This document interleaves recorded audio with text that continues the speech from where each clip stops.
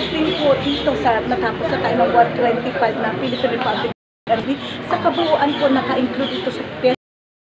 Ano po yung aral ng Piyesta Republika 2024? Ang aral po nito ay siyempre yung pagmamahal natin sa kalayaan, pagmamahal sa atin, ang pamana sa atin, ang ating mga ninuno. Bilang kauna-unahang sa buong Asia na nagkaroon po ng sarili natin sa saligang batas na nagluwal po sa kauna-unahang republika, hindi lang sa Pilipinas, maging sa kontinente ng Asia.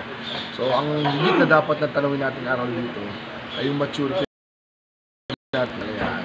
Paano natin gagamitin Asia, paano natin gagamitin natin kalayaan sa kasalukuyang panahon.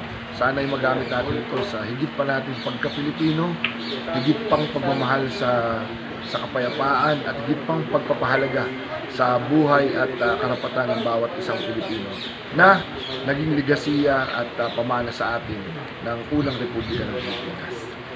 Po, you just heard our very inspiring message of lesson of Philippine Republic 125 commemoration anniversary.